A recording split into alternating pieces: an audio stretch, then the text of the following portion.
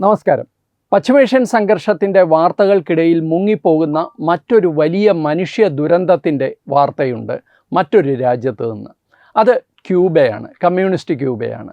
ഇന്ന് കമ്മ്യൂണിസം നിലനിൽക്കുന്ന അപൂർവം രാജ്യങ്ങളിലൊന്ന്, രണ്ടോ മൂന്നോ രാജ്യങ്ങളിലൊന്നാണ് കമ്മ്യൂണിസ്റ്റ് ക്യൂബ എന്ന് നമ്മൾക്ക് എല്ലാവർക്കും അറിയാം. നമ്മുടെ കേരളത്തിലെ തൊഴിലാളി പാർട്ടി, വിപ്ലവ പാർട്ടിയുടെ തൊഴിലാളി സംഘടനയുടെ ഒരു ഫേസ്ബുക്ക് പോസ്റ്റ് കഴിഞ്ഞ ദിവസം കണ്ടു.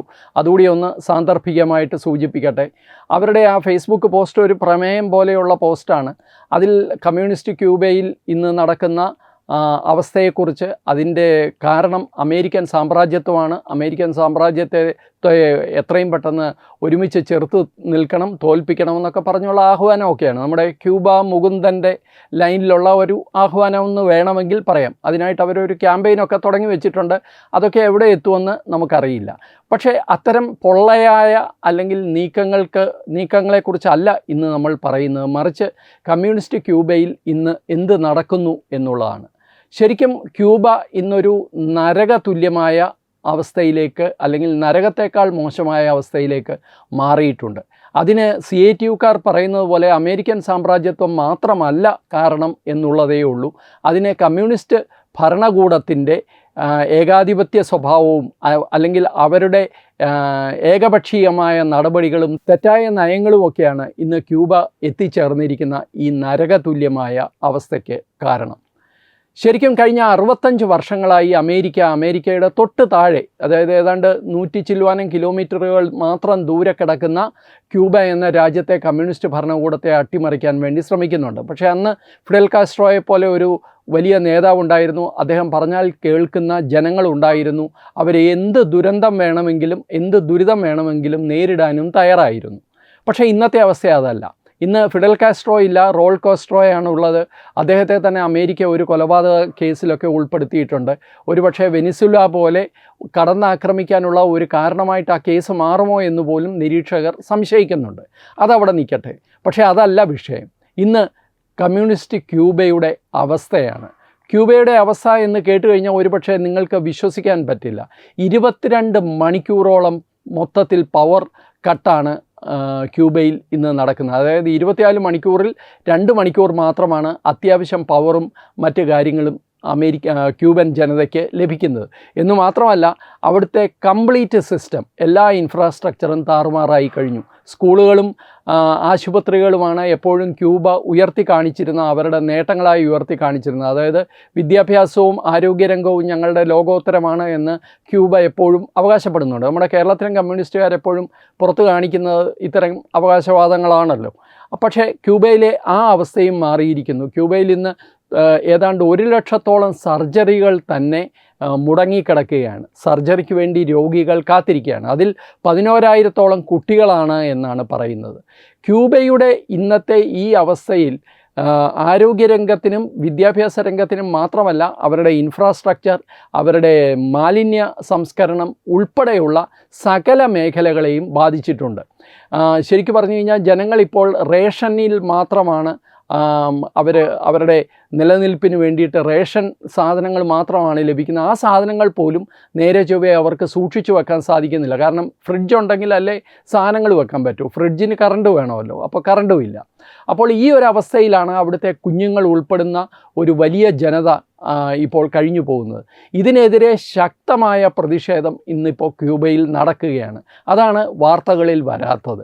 ക്യൂബയുടെ പ്രധാന നഗരങ്ങളായ ഹവാനയിലും അതേപോലെ സാന്റിയാഗോ ഡെ ക്യൂബയിലും ഒക്കെ ലക്ഷക്കണക്കിന് ജനങ്ങൾ തെരുവിലിറങ്ങിക്കഴിഞ്ഞു. ക്യൂബൻ ഭരണകൂടത്തിനെതിരെയാണ്. അതിനെതിരെ മറ്റൊരു പ്രക്ഷോഭം ക്യൂബൻ സർക്കാരിൻ്റെ സ്പോൺസർഷിപ്പിൽ അമേരിക്കയ്ക്കെതിരെ മറ്റൊരു പ്രക്ഷോഭവും നടക്കുന്നുണ്ട്. ഈ 2 പ്രക്ഷോഭങ്ങൾക്ക് ഇടയിൽ, അതായത് ഒന്നാമതേ നേരെ ചൊവ്വേ ജീവിക്കാൻ പറ്റാത്ത ഒരവസ്ഥയിൽ ഈ പ്രക്ഷോഭങ്ങളുടെ കൈപ്പിടിയിൽ ഒതുങ്ങിയിരിക്കുകയാണ് ക്യൂബ എന്ന രാജ്യം. ഈ ഭരണകൂടം താഴെ വീഴുമോ? ഒരുപക്ഷെ അമേരിക്ക ഇപ്പോൾ പറയുന്നുണ്ട്, ആരും അധികം ശ്രദ്ധിച്ചില്ല. കാരണം പശ്ചിമേഷ്യൻ തർക്കങ്ങൾക്കിടയിൽ അല്ലെങ്കിൽ യുദ്ധത്തിനിടയിൽ ശ്രദ്ധിക്കാതെ പോയത് ട്രംപിൻ്റെ പ്രസ്താവനയാണ്. അടുത്ത ഞങ്ങളുടെ ലക്ഷ്യം ക്യൂബയാണ് എന്ന് ട്രംപ് പറഞ്ഞിട്ടുണ്ട്. പക്ഷേ പെട്ടെന്ന് ക്യൂബ ആക്രമിക്കുമോ ട്രംപ് എന്ന ചോദ്യത്തിനാണ് ഇതുവരെ മറുപടി ലഭിക്കാത്തത്. പക്ഷേ ഇപ്പോൾ ഈ കാണുന്ന കാഴ്ചകൾ നിങ്ങൾ ശ്രദ്ധിക്കുമ്പോൾ നമുക്ക് തോന്നുന്നത് ഒരുപക്ഷെ അമേരിക്കൻ ഭരണകൂടം ഈ ക്യൂബൻ ഭരണകൂടം താഴെ വീഴുന്നത് കാത്തിരിക്കുകയാണ് എന്നുള്ളതാണ്. അതായത് ക്യൂബൻ ഭരണകൂടം ഈ ജനകീയ പ്രക്ഷോഭങ്ങൾക്ക് മുമ്പിൽ താഴെ വീഴാനുള്ള സാധ്യതയുണ്ട് എന്ന് അമേരിക്ക കരുതുന്നു. പക്ഷേ അത് അത്രത്തോളം എളുപ്പമാണ് എന്ന് ആരും കരുതുന്നുമില്ല. അതാണ് അതിനകത്തെ ഒരു രസം. കാരണം ജനങ്ങൾ അതുപോലെ തന്നെ അടിച്ചമർത്തപ്പെട്ടവരാണ്. ക്യൂബൻ ഭരണകൂടത്തിന് അമേരിക്കൻ സാമ്രാജ്യത്വത്തെ ക്യൂബയുടെ ഇന്നത്തെ നാശനഷ്ടങ്ങൾക്കും ഇന്നത്തെ അവസ്ഥയ്ക്കും കാരണമായിട്ട് കമ്മ്യൂണിസ്റ്റുകൾ എടുത്തു പറയുന്നുണ്ട്. ശരിയാണ്, കഴിഞ്ഞ 65 വർഷമായിട്ട് ഞാൻ നേരത്തെ പറഞ്ഞ പോലെ ക്യൂബൻ ഭരണകൂടത്തെ ഇല്ലാതാക്കാൻ അമേരിക്ക ശ്രമിക്കുന്നുണ്ട്.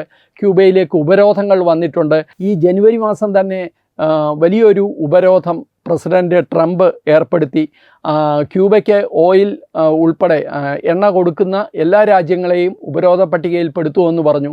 മെക്സിക്കോ അതോടുകൂടി ക്യൂബയ്ക്കുള്ള ഓയിൽ സസ്പെൻഡ് ചെയ്തു.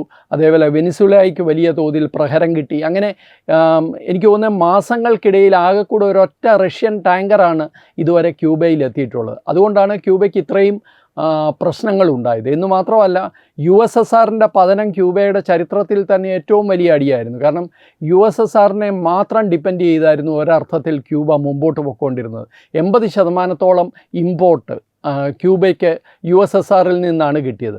പക്ഷേ സോവിയറ്റ് യൂണിയൻ തകർന്നതോടുകൂടി ക്യൂബയുടെ രാഷ്ട്രീയ സന്തുലിതാവസ്ഥയും സാമ്പത്തിക സന്തുലിതാവസ്ഥയും ഒറ്റയടിക്ക് ഇല്ലാതാകുന്ന കാഴ്ചയാണ് നമ്മൾ കണ്ടത്. അതോടൊപ്പം കമ്മ്യൂണിസ്റ്റ് ഭരണകൂടത്തിൻ്റെ തെറ്റായ നയങ്ങളുണ്ട്. എല്ലാം കേന്ദ്രീകരിക്കുന്ന ഒരു നയത്തിലേക്ക് കമ്മ്യൂണിസ്റ്റ് ഭരണകൂടം മാറിയതോടുകൂടി അവരുടെ വ്യവസായവും കൃഷിയും ഇല്ലാതാകുന്ന കാഴ്ചയാണ് നമ്മൾ കണ്ടത്. പൂർണ്ണമായിട്ടും വ്യവസായത്തിലും കൃഷിയിലും ഡിപ്പെൻഡ് ചെയ്ത് രക്ഷപ്പെടാൻ സാധിക്കുന്ന ഒരു രാജ്യമായിരുന്നു ക്യൂബ. പക്ഷേ ഈ രണ്ട് മേഖലകളും പൂർണ്ണ തകർച്ചയിലേക്ക് പോയി. ജനങ്ങൾ ഇപ്പോൾ തൽക്കാലം കിട്ടുന്ന റേഷൻ കൊണ്ട് തൃപ്തിപ്പെടുന്ന അവസ്ഥയിലേക്ക് കമ്മ്യൂണിസ്റ്റ് ഭരണകൂടത്തിൻ്റെ കീഴിൽ മാറിയിട്ടുണ്ട്. ഈ അവസ്ഥയ്ക്കെതിരെയാണ് ഇപ്പോൾ ശക്തമായ ജനരോഷം വരുന്നത്.